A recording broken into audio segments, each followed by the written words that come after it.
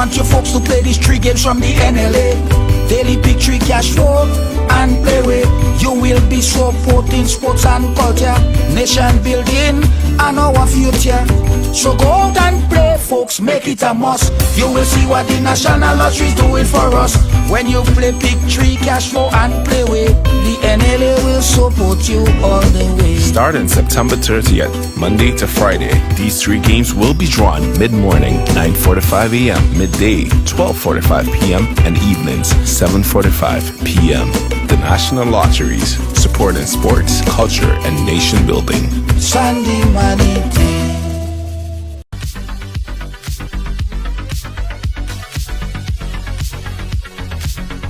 Yeah. Welcome to Ride Along Live for today. It's Thursday. Thursday. Good night, everybody. Thank you for joining. Thank you for locking it down, guys. Important information today. All right? Important information. For those of you who like real important information, no drama, no BS, straight up hardcore information. Now, this has been a conversation that has been going on for a few months, right? People have been seeking, clamoring, I should say, for information on this data protection bill. This data protection bill, by the way, has been through a lot of controversy from people saying that the data protection bill is a way for government to basically, spy on people or take people's information. I don't know if they use the word spy. Forgive me. But be able to have access to people's information. I mean, both sides have been debating on this whole data protection bill right here.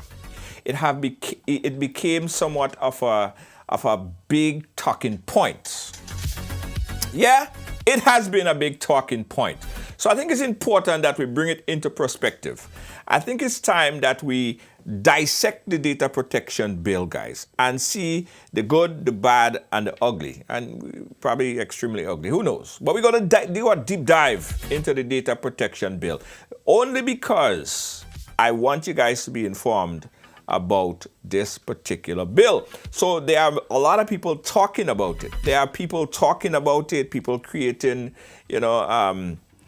some kind of myth about it. People, there's so much conversation. So after today's program, guys, you'll be armed with the sufficient information to dissect and to have a conversation with others on what the bill is and what the bill is not. So Attorney Ruggles Ferguson is one of the most sought after attorney. He's also the former president of the Grenada Bar Association. So he's very knowledgeable, non-political in this instant right here. So what you hear is not from a political stance. All right. It's not from a political point of view. It's from a pure, how should I say, legal point of view, right? Legal perspective. Okay. Good. Happy. All right, so everybody share. Everybody share. Everybody share. Good information. Lacey J. Wendy, how you doing? Amica Ventor, thank you so much. So just because it's data protection bill, and just because it's not anything, cantankerous. All you go share? Come on, man, share the thing, man. Share the thing. Let's get it started. Kyron, how you doing? Big up yourself. Big up yourself. Lacey, big up yourself. Everybody share the thing quick. I want to get it started. Ruggles Ferguson is here and is ready to talk about this bill right here. On board? Big up yourself. Thank you for being on board. We like that. So should we start or should we wait? Should we start or should we wait for more people to jump on? Because everybody going to be like, so Junior, update me now. What are we talking about? Where we at? Lydia, thank you so much. You see? Yes. I want to go straight in. Lenora, how you doing? Thank you so much. Thank you so much, Wendy Charles, for sharing. I appreciate you. Share a few times, guys. Let's change the perception that is only when it's bacchanal and drama and thing. right? Let's change that perception. Let me put it on a few groups as well. Some of the groups and them that I'm in. Share it here, share it here, share it here, share it here, share it here. So they can't say they ain't get it. All right? All right, the question gonna be, where were you when we was discussing the data protection bill? Where were you? All right. Whoever come now, go have to catch up on the thing later. All right? There we go. Gretel, thank you so much. Thank you. All right, guys. So let's go straight into it. I had the opportunity to have this very lengthy, in-depth conversation with Ruggles Ferguson, who is, again, an attorney at law in Grenada, and he's also the former president of the Grenada Bar Association. Let's go right into the thing, guys. This is the information. Joining us now is the well-sought-after attorney, Mr. Ruggles Ferguson, who's also the former president of the Grenada Bar Association, to give us some information on the data protection draft bill that have been getting so much press in the past couple weeks and months. Ruggles, thank you so much for joining us to give us some more information on that. Public information, which is very, very important. Thanks again for giving us some of your time. Yes. Well, you're most welcome, Junior. And good day to your listeners and viewers. Yes, absolutely. Yes. I know the bill, Ruggles, is very, very, very, it's a big bill, hefty bill. And we probably may not be able to talk about every single aspect of the bill within this time frame. So let's start here. What are some of the key features? Even before we talk about the key features, the target of this bill, who does this bill particularly target? Okay. Yeah, so good day again. The data protection bill refers, as the name refers, speaks to protection of data. And before going into the features of the bill, Junior, it's maybe relevant here to sort of put the bill in context. Right. It's important to put it in context before we delve into it. Now, we live in a virtual world, literally. It's a technological world, and even post-COVID, during COVID, people use the internet, for example, to do things that they never did before. So it's now a feature of life.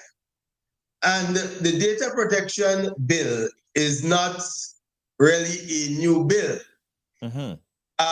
It is just being tabled in Parliament, but is a bill that has been under discussion at different levels since probably over 11 years ago.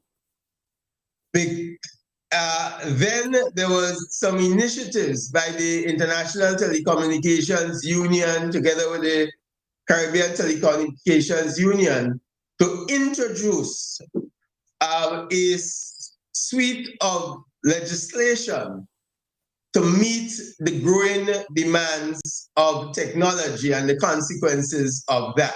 Yes. So, for example, the bills that you may be familiar with, at least in relation to Grenada, you have the Electronic Crimes Act.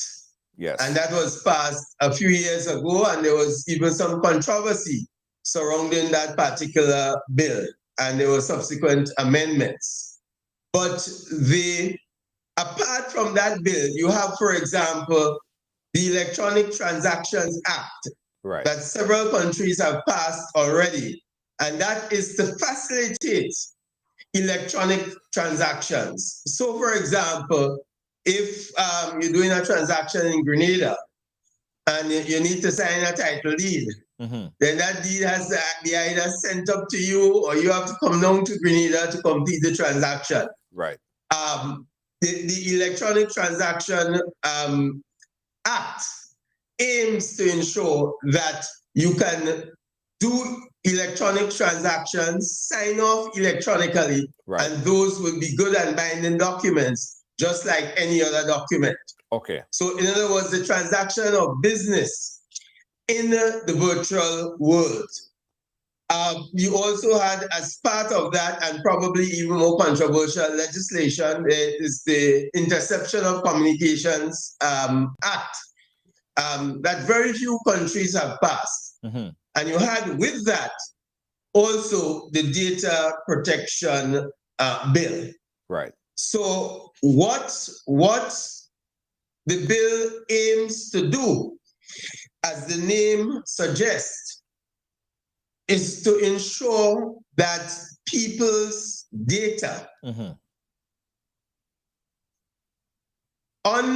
in the virtual world is protected Right.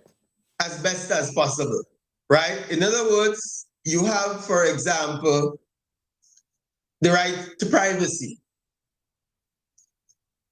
Right now, many transactions are done across the electronic platforms. Mm-hmm. So, for example, you go to a doctor and there are private consultations, notes are taken. You have your medical records, whether in the public hospital or in the private hospital. You go to a lawyer and the confidential discussions take place. Instructions are taken. Yes. Documents are prepared. All of that guided by principles of confidentiality.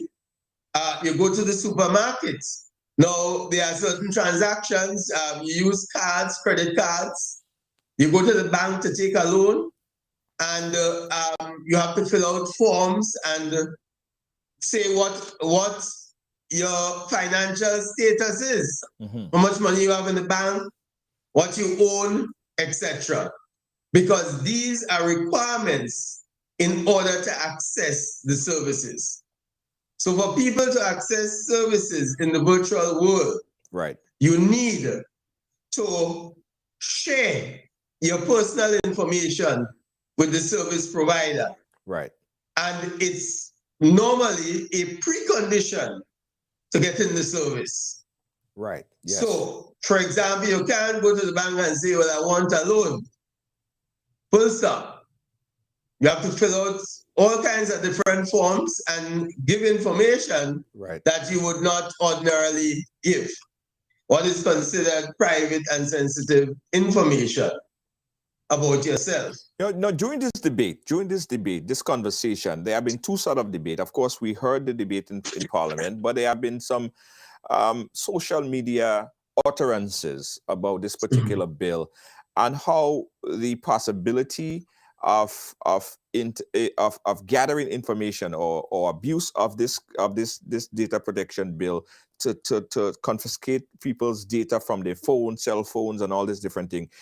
From a broad stroke approach, does this bill have any clauses in it that individuals like myself, like other regular people that uses their devices, should be concerned about as it relates to data and access to data from government and from other private entities?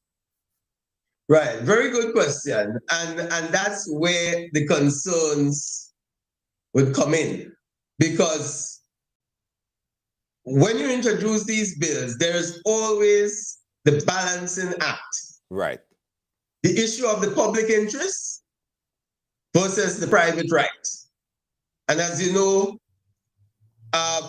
everyone has fundamental rights and freedoms Yes. that are guaranteed under the Constitution, including the right to liberty, for example, protection from arbitrary search and entry, your entitlement to freedom of expression, or protection from discrimination. All these are fundamental rights. Yes.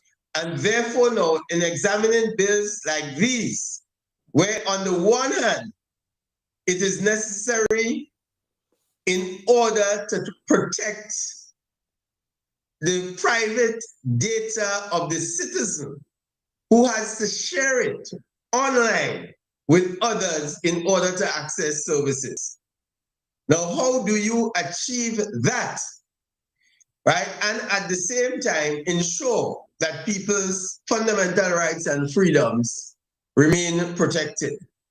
So, and so when I will come to that bit of it, after laying the foundation a bit on the act itself, yes, and what it seeks to do, because there is a provision in the act where a warrant can be secured to authorize entry on premises, search of premises, search of equipment, and these areas. Okay. Right now, these areas are always controversial areas, and that's why when one looks at the bill, one has to ensure that there are necessary safeguards in there to prevent, as far as possible, abuse. That's always the objective, because no fundamental right is absolute. At the same time, there are certain limitations, and for example, in the interest of defense, security, public order, and so there are limitations that can be introduced that encroach on your fundamental rights, but are acceptable under the Constitution. So the act itself, broadly speaking, Section 3 of the Act, yes, speak to its objects. And it says the objects of this act are to safeguard personal data processed by public bodies and private bodies in an era in which technology increasingly facilitates the processing of personal data by balancing, and here is where it attempts to balance, the necessity of one, processing personal data by public bodies and private bodies. And public bodies here will include the government. Right. And of course, private bodies capture the private business places. So processing personal data by public bodies and private bodies, and B, safeguarding personal data from unlawful processing by public bodies and private bodies.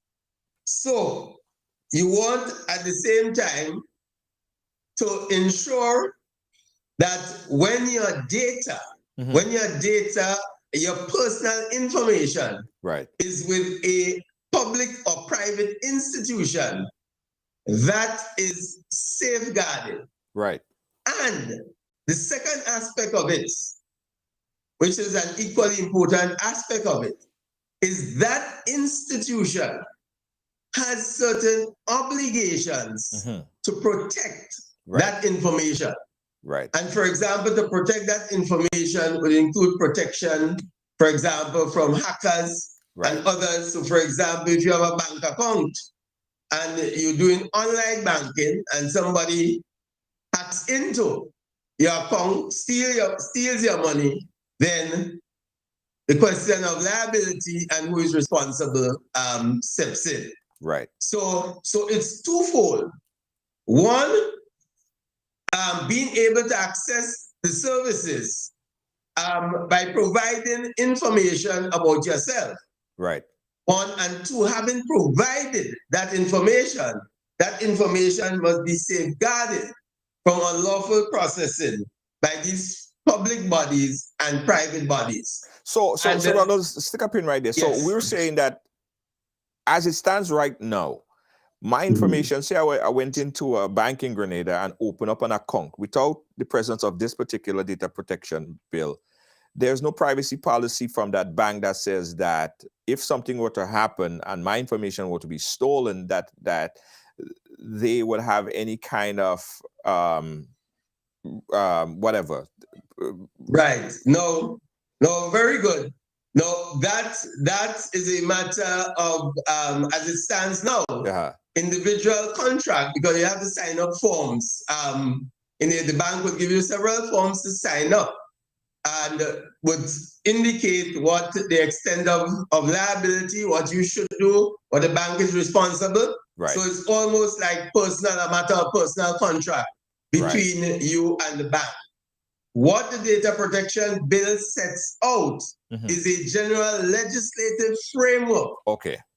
for dealing with all data processed by all institutions, Right. whether these institutions are public institutions or private institutions. Gotcha. And just to give an idea of the definition under the Act of a public body, it includes a ministry, a department, or a division of the ministry or a constituency office of a member of parliament, wherever located. So that includes government. So for example, increasingly, government, you are doing business of government transaction, paying taxes, you're paying your license, all these things. Right now, they are done online. Yes. You're able to do it online.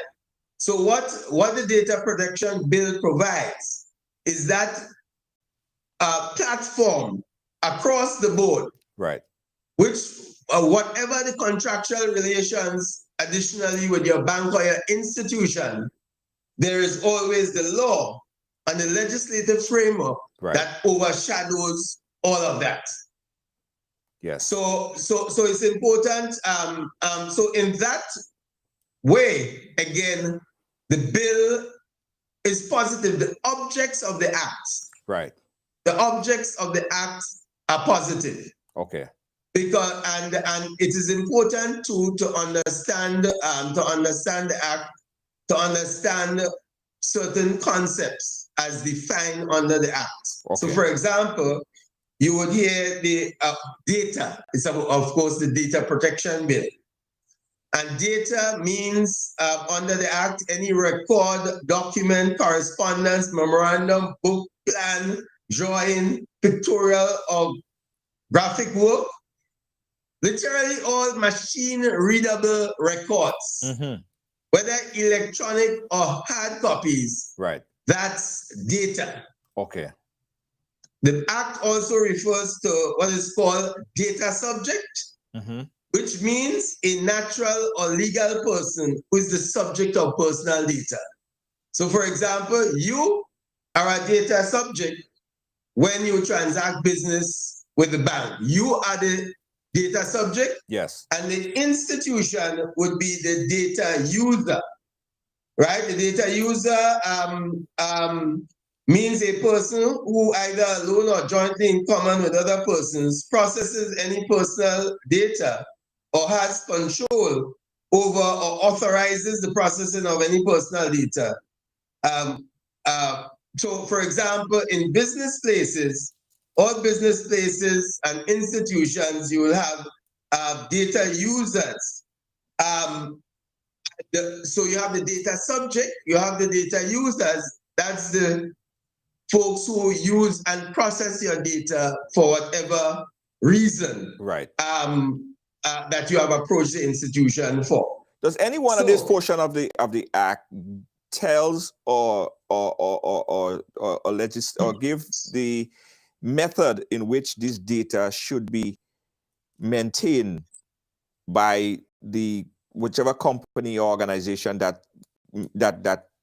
received that data? Are there any ways, any specification to the maintenance of that data? Well, it will differ, and there's some flexibility given because the institutions are responsible for developing systems to comply with the act. Right. And the bottom line will be safety systems. Right. In other words, what the commission, and we'll come to that, the commission that is established under the act and is responsible for regulating the act will be responsible for ensuring that institutions comply with the act. Right. So part of compliance is let me see what your security system. Yes. All of these documents have been released to you. We give you in the hospital all these sensitive data. Yes. How can we be assured that that data does not reach into the wrong hands next week. Right. Right. And now dealing with the virtual world is not like you have an office, you have your filing system, somebody come through, break in the place in the night, come through a window and take a file and go with it. Yeah, true. In this, somebody can stay at the furthest end of the world. Yes. And hack into your system because it's a virtual platform. And that is why that this bill is as important to institutions, those who will be processing the data, collecting the data, recording the data, storing that data, because they have to make sure that when this act comes into place, that their systems are ready. Yes, firewall and virus protection and all this stuff. Precisely. Malware. Yeah. And therefore it involves some reorganization, additional budgetary measures to ensure that you have the right kind of equipment to ensure the safety of personal information. Because right now people do things and they go on Zoom or they go on this, that is free. You look for a free way of doing it effectively. Right. But there's also the liability when you have people's information, that the information has to be protected. Right. Now, there are two other concepts that I just want to point to, and that is personal data and sensitive personal data. There's a distinction between the two under the Act. So, for example, personal data means in respect of commercial transactions, any data that is being processed wholly or partly by means of equipment or machines, right? So, for example, you enter information in machines and it processes it and you get whatever is the service that you wish at the end of the day. So you enter that personal data. Right. It's processed by means of equipment. Then you have sensitive personal data, which means any personal data of a data subject, and a data subject can be considered a citizen. Yes. Consisting of information as to one, an individual's physical or mental health condition. Yeah. Two, an individual's racial or ethnic origin, genetic data, biometric data that uniquely identifies an individual. Kind of like the HIPAA, I don't know if you're familiar with the HIPAA law here in the US, where those sensitive data has to be protected in a certain kind of way. There's a HIPAA violation as it relates to that. Right. And then you have C, an individual's sex life. That falls under sensitive data too. Right. D, an individual's political opinions. E, an individual's religious or philosophical beliefs or other beliefs of a similar nature. F, the commission or alleged commission by an individual of any offense. G, and any other personal data as the minister may determine by order published in the Gazette. So you have all of this, those sensitive data must be particularly protected. Yes. Because if there is then an obligation, a legal obligation to protect that information, and therefore there are consequences, legal consequences, including criminal consequences, because the Act creates some new criminal offenses. Right.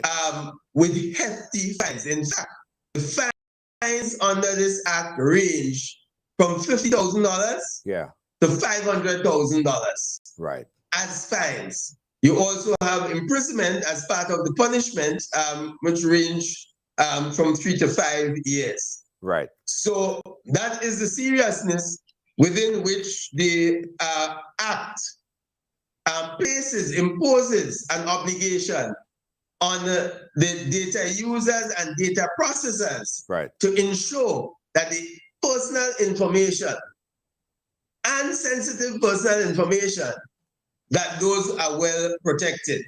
So, for instance, So then, just stick a pin right there again. So, in many cases, right, I've heard this because people came to me and spoke about this, where they might go to a local doctor in Grenada, or they might go to a local psychologist to give their opinion or advice, or seek opinion and advice.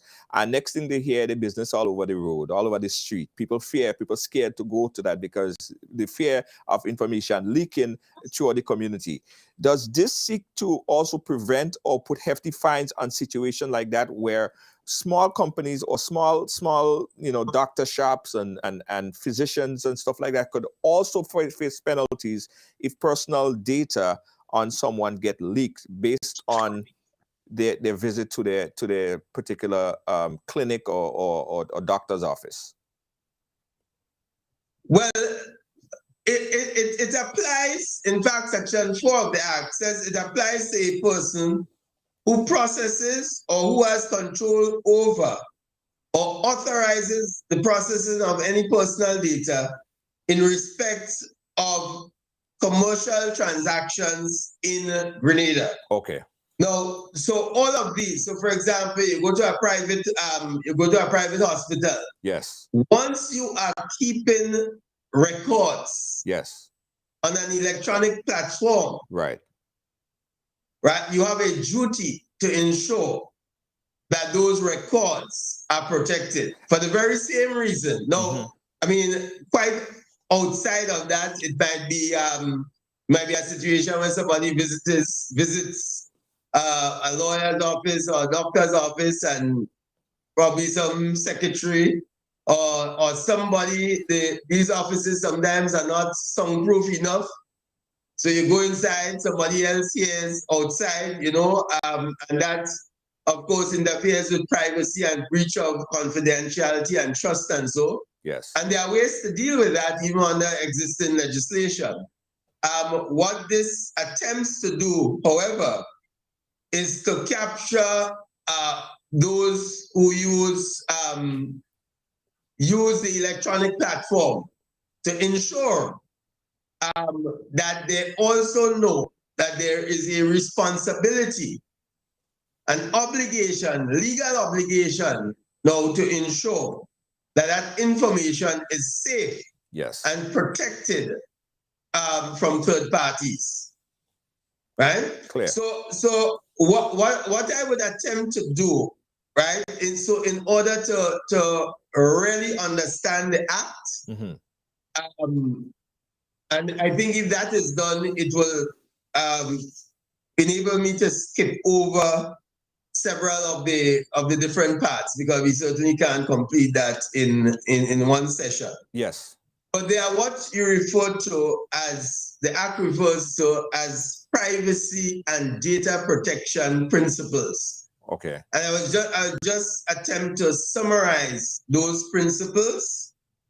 So the first one is called the general principle. General principle. And that general principle, to just capture it in essence, is that a data user shall not process personal data about a data subject unless the data subject has given his or her consent to the processing of the personal data. And then even the processing of sensitive personal data, similarly, save for certain exceptions under the Act that we'll come to.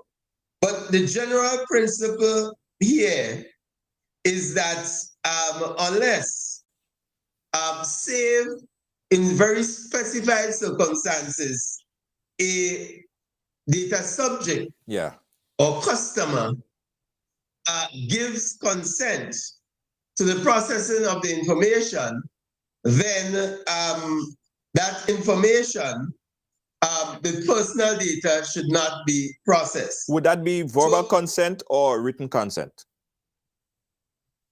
Well, normally with these things, Again, in the legal world, when you have to deal with so many people, you have to have something in writing. Something, okay. All right. Right? In fact, to cover yourself, it has to be advisable in writing, unless you can record the consent, the oral consent, otherwise. Yes. So that's the general principle. Yes. Then there's what you call the notice and choice principle. So the first one is the general principle. The notice and choice principle says in effect that upon a request by a data subject, a data user shall inform the data subject, A, of the purposes for which the personal data is being or is to be collected and further processed. B, of any information available to the data user as to the source of that personal data. C, of the data subject's right to request access to and to request rectification of the personal data and how to contact the data user with any inquiries or complaints in respect of the personal data. Now, just let me pause here because we have to skip them or go over them very quickly. Yes. Not too quickly for people to lose the essence of it. But it's basically saying, in essence, that one must know why they have to provide certain information, or at least you have a right to know. So, for example, you go to, let's say, borrow money from the bank, and you are asked, well, what is your blood type? Right? No. Is that relevant? No. Is that a relevant bit of information? Right? And now what you have is sometimes overreaching, where you are asked to disclose information that is not necessarily relevant to the service that you are seeking to utilize. Right. For example, when you go on the internet, most times, and you click and you want to enter, they say agree terms and conditions. Yes. Click if you agree. Now, most people click, nobody reads it because it's too long to read in the first case. Yeah. But you click it and you are bound by that. Sometimes you don't know what it says because it says among the bits and pieces of information there, it says how that entity can use your data. Yes. Privacy policy. Right? Privacy policy, which is always updated on certain instances. It's there, but everybody is eager. Yes. To access the service. Yes. And therefore, they are prepared to overlook. Yeah. What are the conditions for doing so? Sometimes at their peril. Yes. And even like you go to the bank for a loan and you are told, well, sign this document, sign this one, the X there. All your concern is that you get the money in your hand as fast as possible. Yes. So as you are presented with the documents to sign, you sign off. Yes. Because that is the route to getting what you want. Right. So now the point is that it may not be necessary to share certain information with a service provider in order to access the service, because that might be overreaching into your own privacy. But wouldn't that be regulated then initially, that the service provider should not request certain information that is not necessary? Shouldn't the authority that is set up to manage that privacy or data protection then look at the privacy policy of these institutions and say, okay, well, you can't go to the bank for $5,000 and you're asking somebody for the blood type? Shouldn't the agency regulate that? Of course. And that is why provisions are made in the act for a commission. Commission, right. That would be the regulatory body to deal with these issues. So that is incumbent on the individual, on the person, on the customer to overlook, or that would be on the commission to overlook, to ensure that the information that is requested is the information that is needed. Well, the commission is supposed to look at all of this. Now, Right. somebody might make a complaint, it might be overlooked. Right. Somebody, for example, might make a complaint and then it comes to the attention of the commission, and then the commission can follow up. Right. Follow up from there. So thirdly, just quickly, Yes. then you have the disclosure principle. And it says no personal data, and it's subject to section 20. But the general principle is that no personal data shall, without the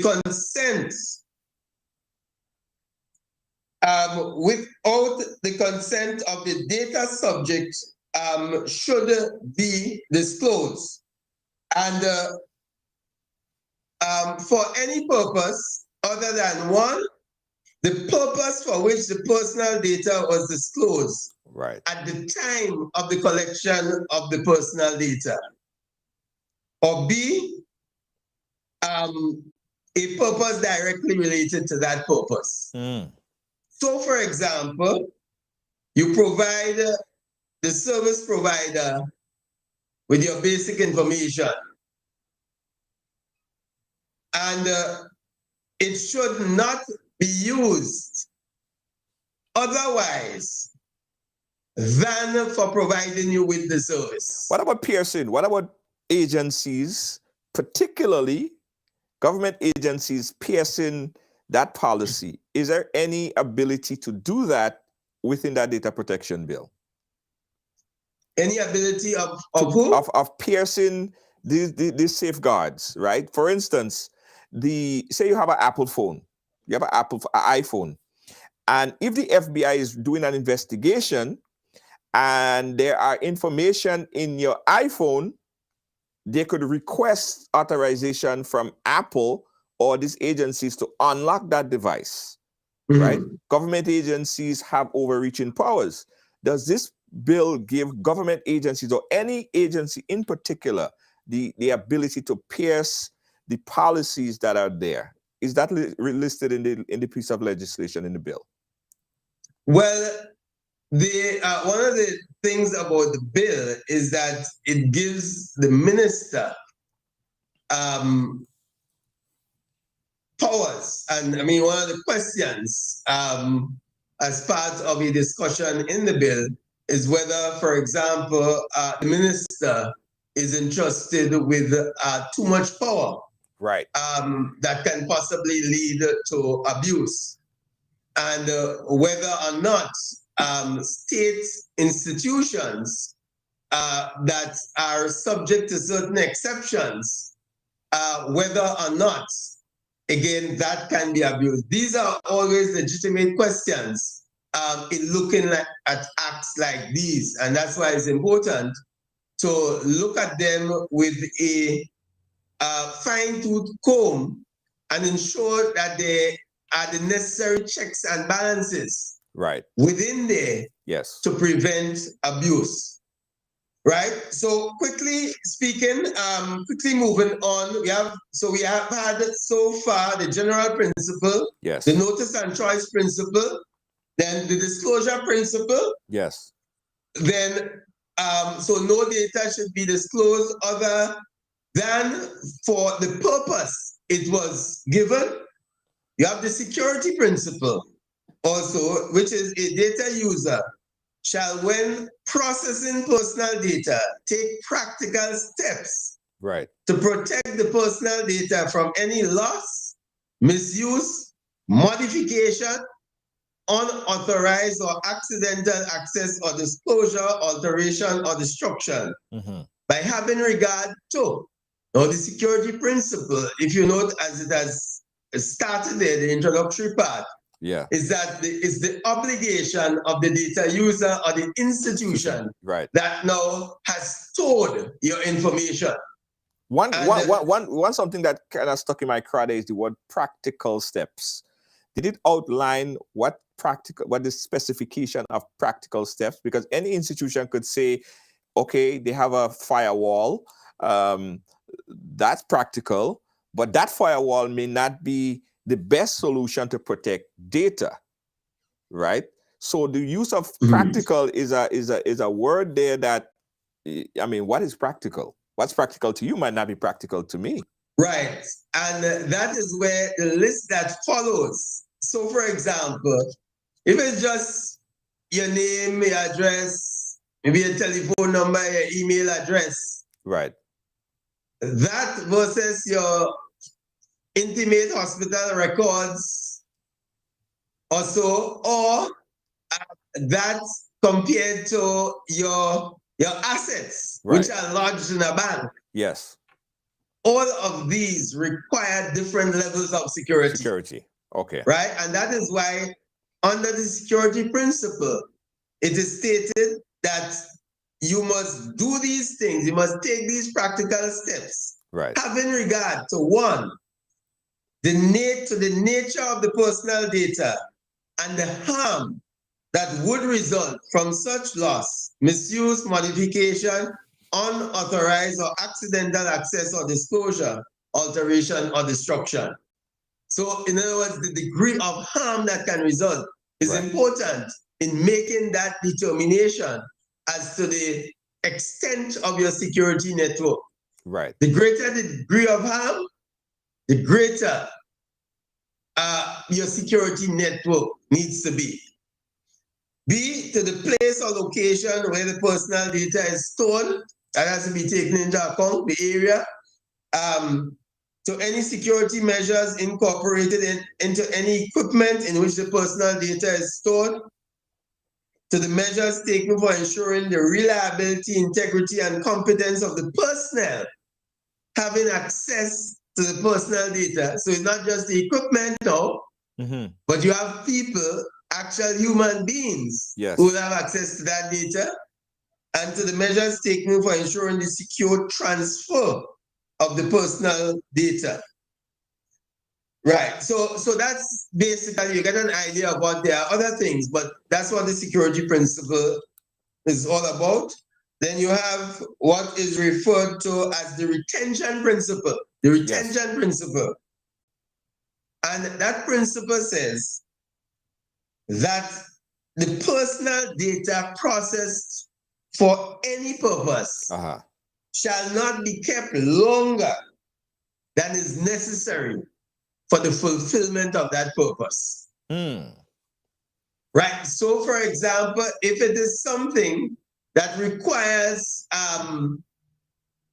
a 3-month service or whatever it is, right, then there is no need under the retention principle, because retention comes from the word to retain. To retain, yeah. To retain something, and therefore you should not keep it right longer than is necessary on the in order to fulfill the purpose right for which you got the data. On the question of retention of this data, how would this data be then how would the entity get rid of that data? What's the process of deletion or removal of this data?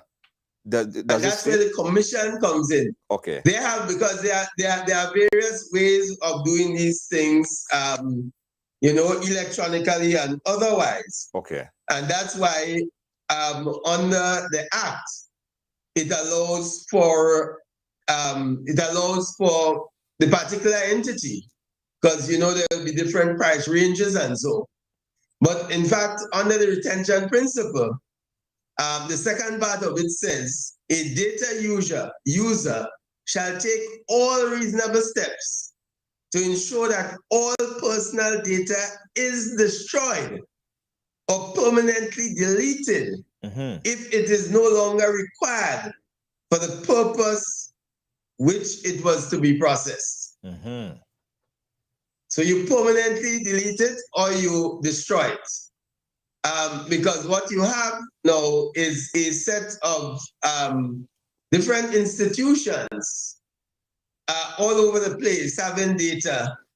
And then what may happen is that you have these specialized institutions that collect all those data, all the data now. Yes. And it might result in all kind of false information on the system. Yes. About you. Right. So for example, you have people who have traveled, and when they encounter immigration in certain countries and information pulled up, it says, hey, you are arrested for drug trafficking. Yes. These people don't know anything about it. And there are actual examples about that.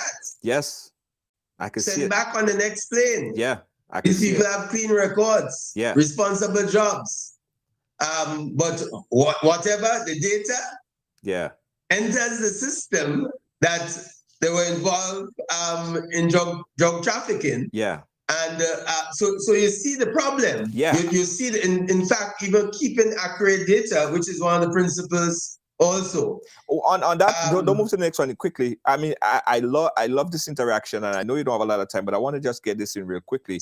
What does the Act say about transfer of that information? Because we often learn of instances. We learn of one during the US election where Facebook had basically was selling data to a specific company for the purpose of political alignment and using that data.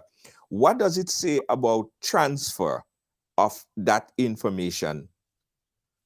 Well, you're not authorized to transfer, because remember, when you go back, and that's why it's so important to always go to base principles. Yes.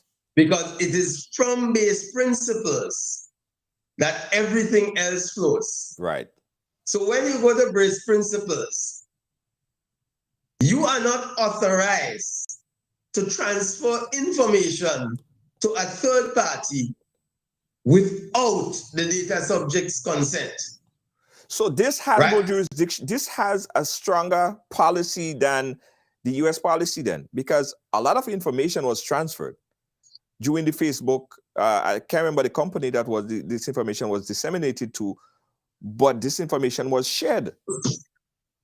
Well, you see, and that is why also you may have certain situations where certain countries don't have laws, because the enforcement of laws depends on what you may refer to as jurisdictional authority. Right. So, for example, Grenada has jurisdiction. Grenada laws extend to the geographical area of Grenada. Right. And you may have situations where people do business outside, because the Act addresses that too, but you're registered in Grenada or you have certain links in Grenada. Yes. And therefore, the law applies to you.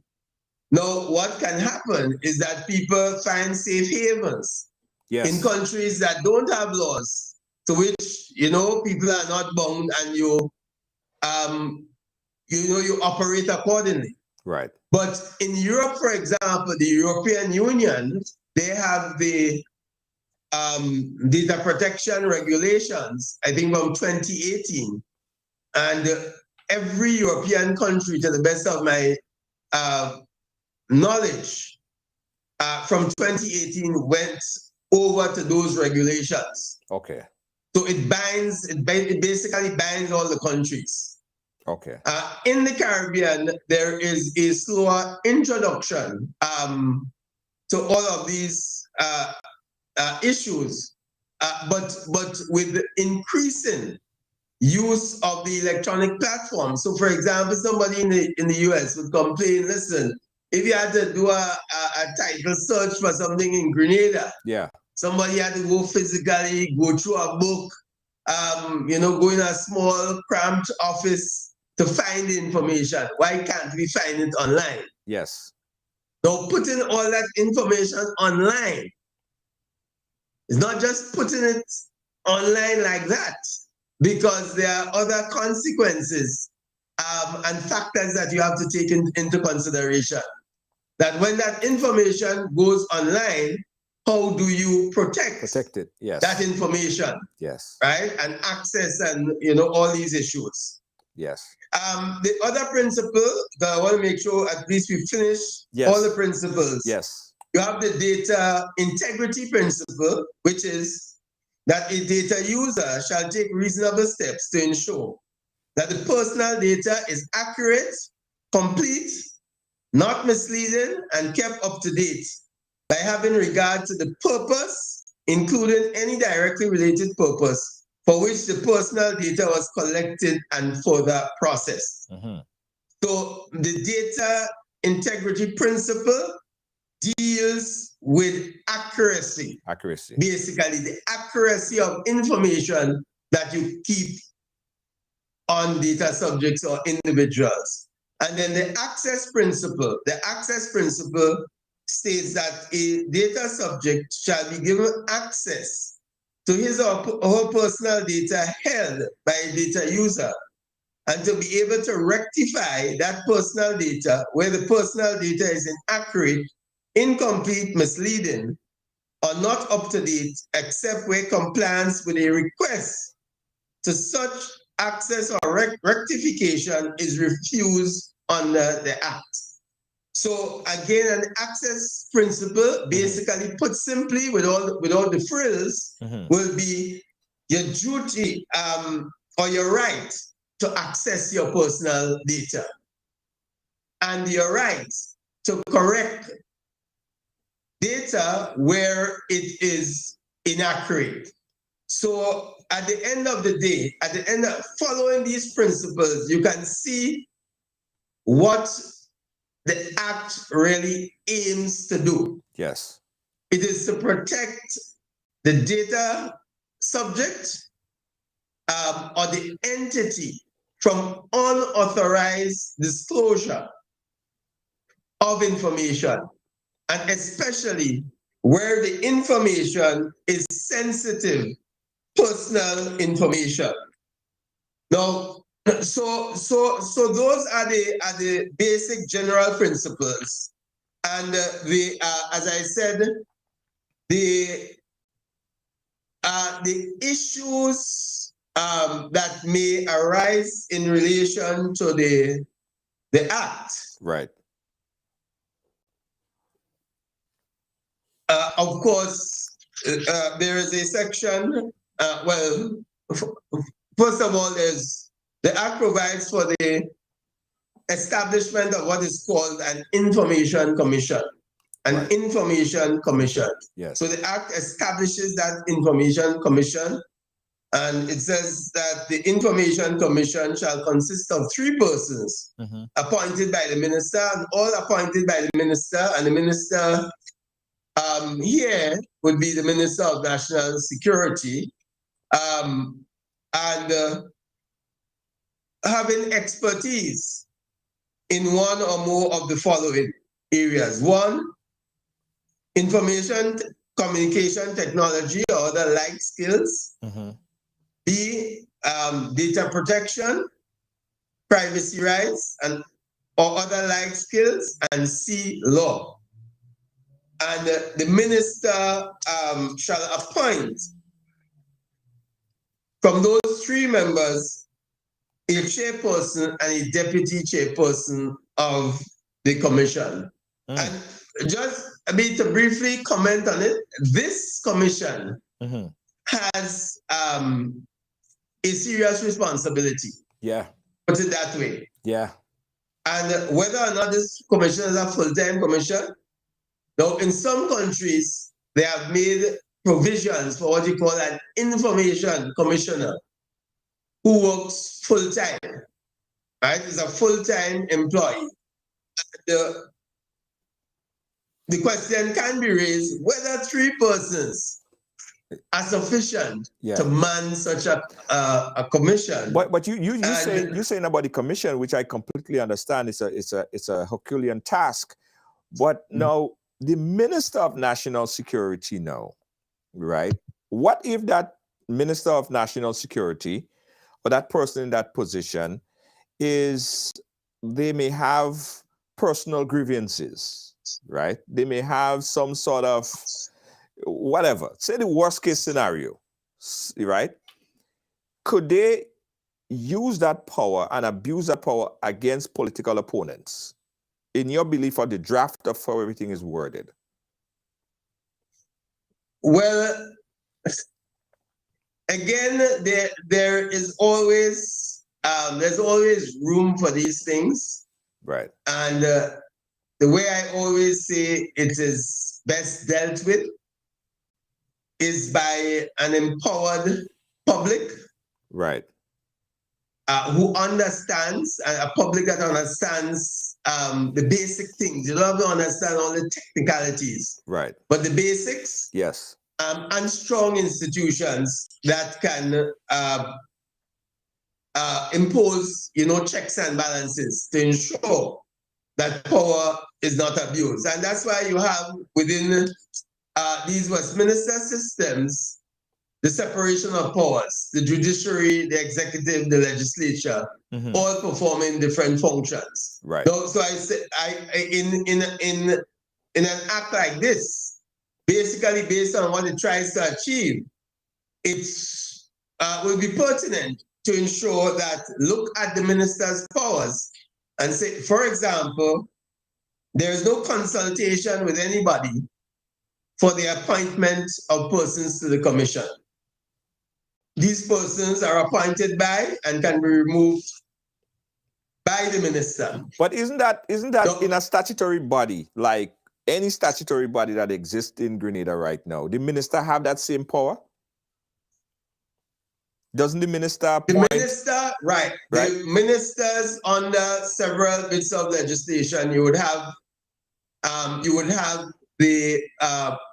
certain powers. Right.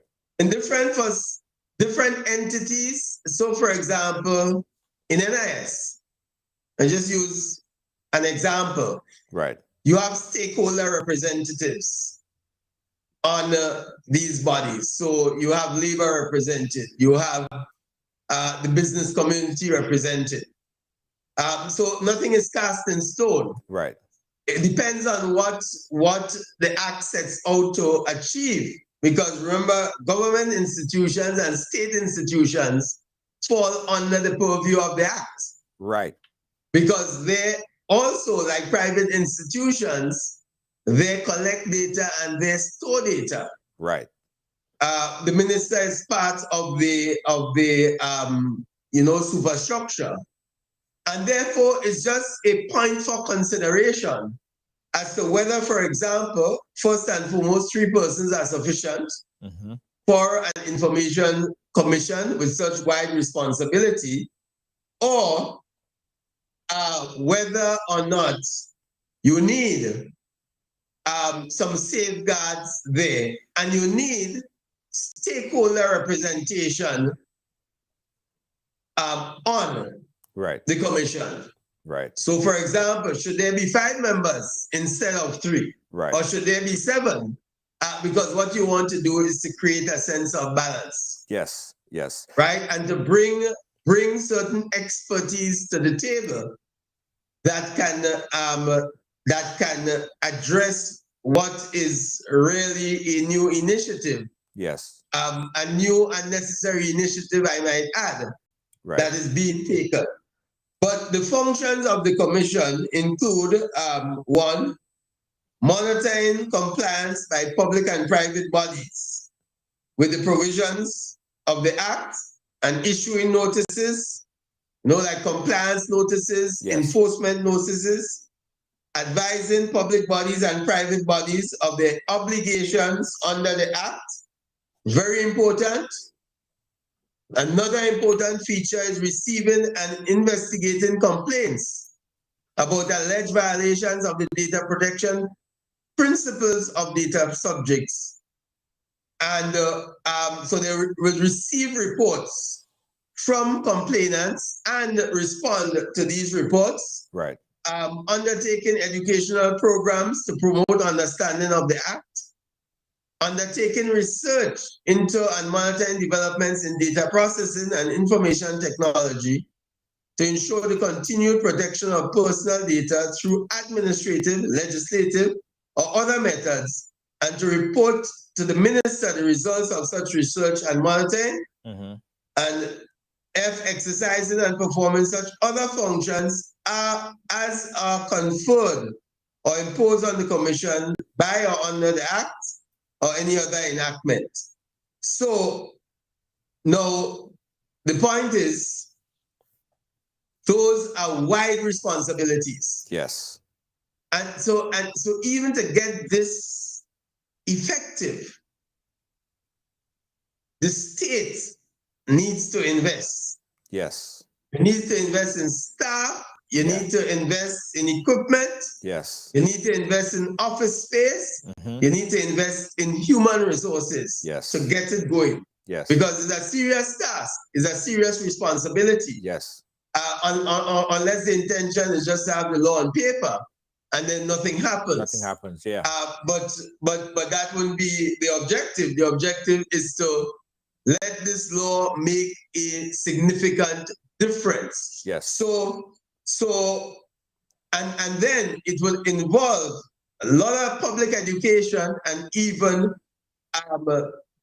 with the different institutions, engagements, right, to ensure that they have their systems in place. You know, I want to. So, for example, no, go ahead. Finish your thought. Sorry. No, go ahead. Finish your thought. No, I was saying, like, you have an Integrity in Public Life Act, right, and you have an Anti-Corruption Act, but nothing will happen unless there is an Integrity Commission in place. Right. And most of these countries, for years, have struggled to put the systems in place after the law has been passed. Right. And in fact, Grenada's commission is far advanced to many of the others, as I discovered over the last few months, to others in the region, even more developed countries than us. Right. But the fact is, you need resources to set up these entities. And for example, the staff, it says the commission shall appoint staff of the commission comprising information officers, information technology technicians, the secretary to the commission, administrative officers, and such other staff as may be necessary to give effect to this act. Wow. So you're talking about budgetary considerations there. Right. So, I want to talk before we get off the commission. I want to just have a quick question on the commission and the teeth of that commission. Of course, they would have to still piggyback on law enforcement, because law enforcement would actually say for instance. Well, I should ask, not say, but say for instance, a particular person was found in violation of a statute of the act, right, of the bill. The commission would the commission have teeth to make whatever recommendation or arrest or warrant on that particular individual, or then they would have to hand it over to a certain CID or certain aspect of law enforcement to prosecute, and specifically search warrants? How would that be processed? How would that be dealt with? How the commission deals with that? Well, right. Well, actually, that was the area I was moving straight to now, because we have to wrap up soon. Yes. But so in relation to complaints, yes, the commission receives complaints. So the data subjects, whoever lodged their complaints, data users, all complaints will be lodged with the commission. The commission hears these complaints and gives a decision on it. And then there is a right of appeal to the High Court if one is dissatisfied with the decision. So, I mean, in these kind of entities, you can expect scores of complaints. Right. Scores of complaints of one nature or another. But so what I'm saying, systems have to be put in place to effectively deal with that. But the basic system, complaint goes to the commission, And then if dissatisfied, it goes to the High Court. Now, you have what is called, and maybe one of the aspects of the act that people will wish to give second, third, fourth, fifth looks at, and is the warrant to enter and search, which is Section 33 of the Act. Yes, Section 33. It says now, if a magistrate is satisfied by information on oath supplied by an authorized officer that there are reasonable grounds for suspecting that an offense under the Act has been or is being committed, and that evidence of the commission of the offense is to be found on any premises specified by the authorized officer, the magistrate may issue a warrant authorizing the authorized officer, A, to enter the premises, B, to search the premises. Let me just pause a bit, though, to say you hear mention of the word authorized officer. Yes. Right? Authorized officer. And under the Act, an authorized officer means an officer under Section 44 of the Act who has been authorized in writing for the purpose of carrying out certain functions under the Act. Authorized in writing. Now, what Section 44 says is that the chief executive officer or the commission itself may delegate any power or function under this Act to an authorized officer. Right? So that authorized knowledge, and who is the chief executive officer? The chief executive officer means the officer for the time being exercising the highest level of administrative functions within a public body or a private body. Now, this chief executive officer in a private body or a public body can authorize someone who is a civilian, more likely than not, based on the definitions here, who then can go to a magistrate to obtain a warrant authorizing that person to enter the premises, to search the premises, see, to inspect, examine, operate, and test any equipment found on the premises and which is used or intended to be used for the processing of personal data. That can include computers, of course, cell phones. Yeah. To inspect and seize any documents or other materials found on the premises and which may constitute evidence of the commission of the offense. To require any person on the premises to provide an explanation of any document or other material found on the premises. No, you require people to require any person on the premises. Yeah. Provide other information as may reasonably be required to determine whether the data user has committed the offense. Now, again, how do you achieve that? I've seen that in some legislation, but how do you require the person to do that? If they do not do that and choose, for example, to exercise the right to silence, yes, what are the consequences? Well, that everybody have a right to silence, isn't it? But right, so I mean, it's just how it's crafted, and I'm saying, but more importantly, whether or not this authorization should be to a law enforcement police officer, as is normal for the issue of warrants. Yes. And I have seen in some legislation where you actually, the police get it, the warrant. Yes. And the police are accompanied by civil, in other words, persons from the commission. They might have technical persons who go on the scene. But this act is phrased in a way when authorized officer can actually go and conduct the search.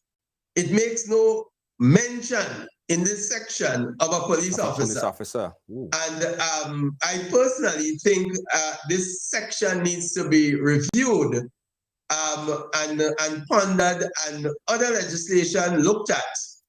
In fact, Antigua has similar legislation. We have a number of countries with data protection acts already. Trinidad in 2011. Yes. Antigua 2013, Cayman Islands 2017.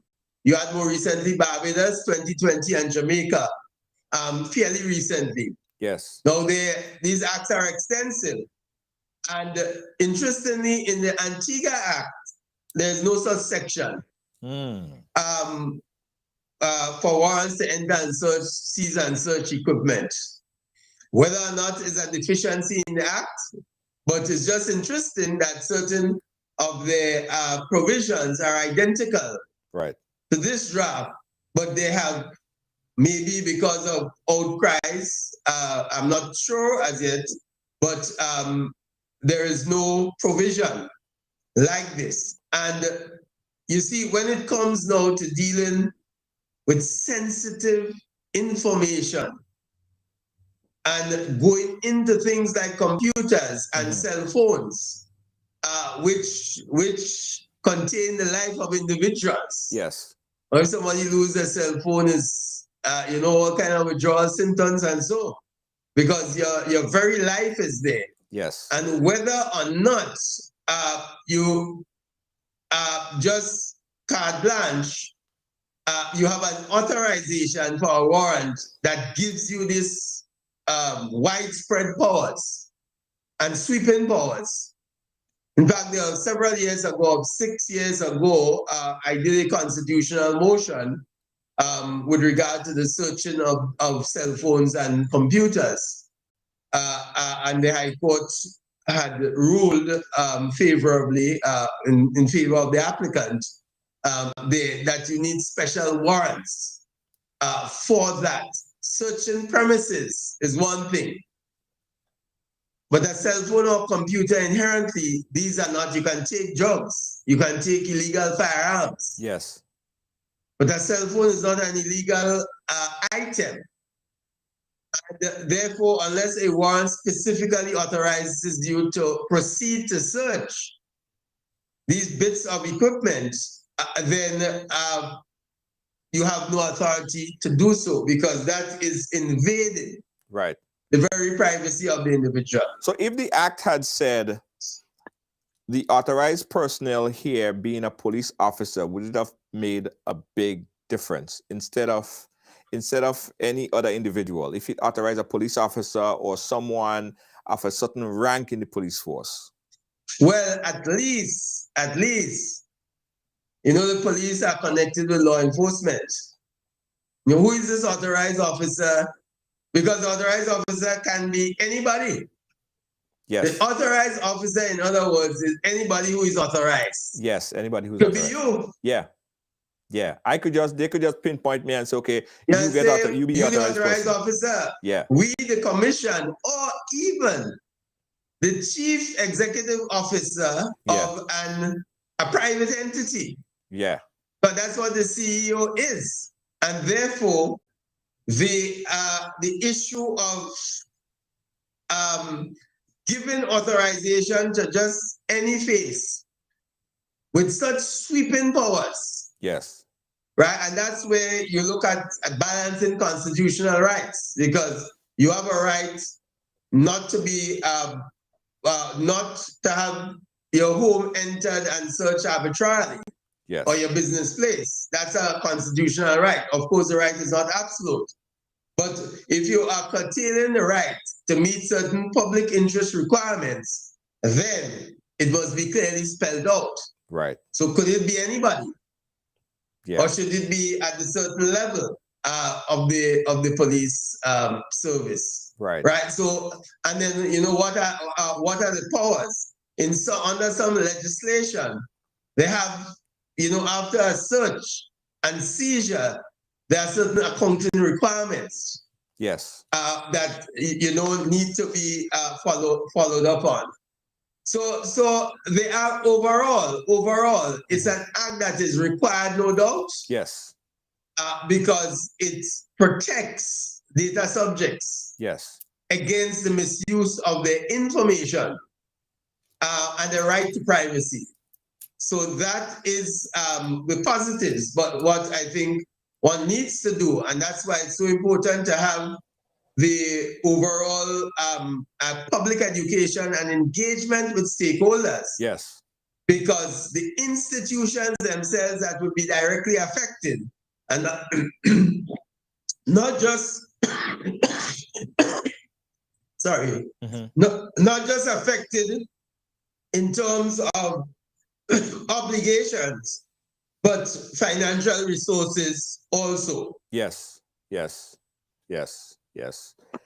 I see. So, but I may have some time constraints. Yeah, I understand. And I realize I have some time constraints. Yes. Listen, I thank you so much. You did such a great job in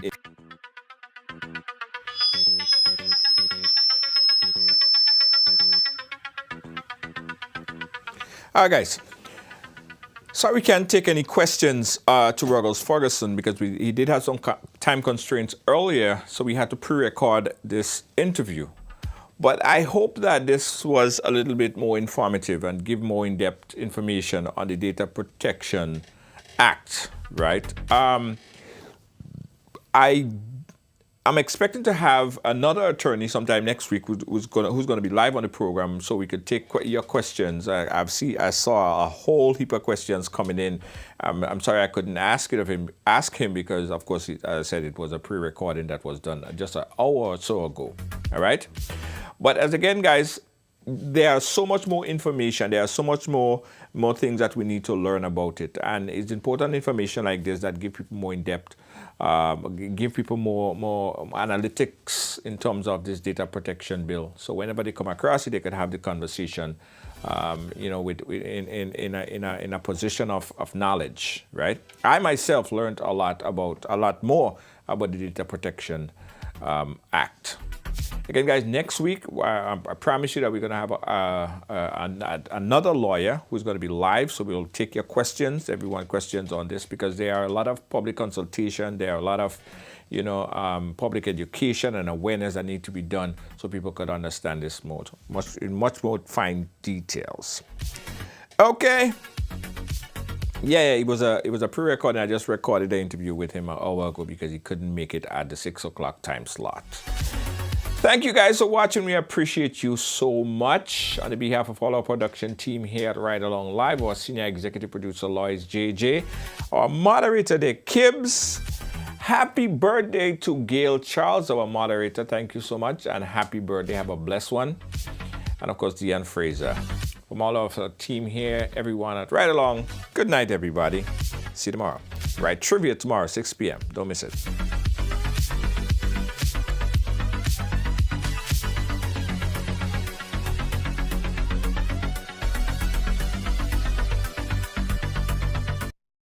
Grenada. It's TGIF time again with the NLA. Thank goodness it's Friday. Every Friday in March, place 5 bets or more in a single ticket purchase on Cash 4, Pick 3 or Play Away. You automatically receive a Quick Pick inline ticket valued at $1. NLA is giving back more plays, more chances, more opportunities, and more prizes. Remember, when you play, you are supporting sports, culture, and nation building. Promotion ends March 31st. You must be 18 years and over to participate.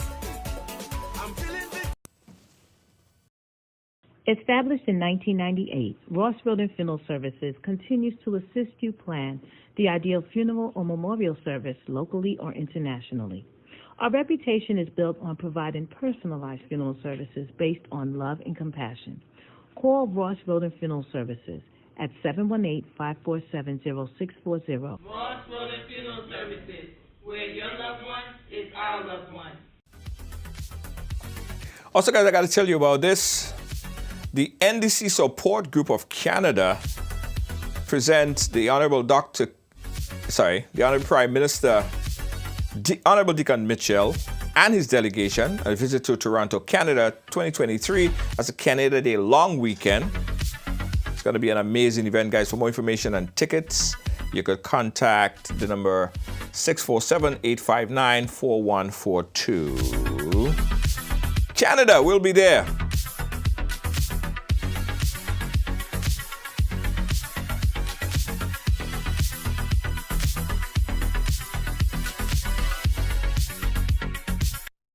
Williams Funeral Service serve you with dignity and compassion as you mourn. Every day, we embark on the journey of life, and one day, the journey will end. It's on that day that you can entrust the celebration of life of your loved ones to David Williams Funeral Service. Call 718-291-3823.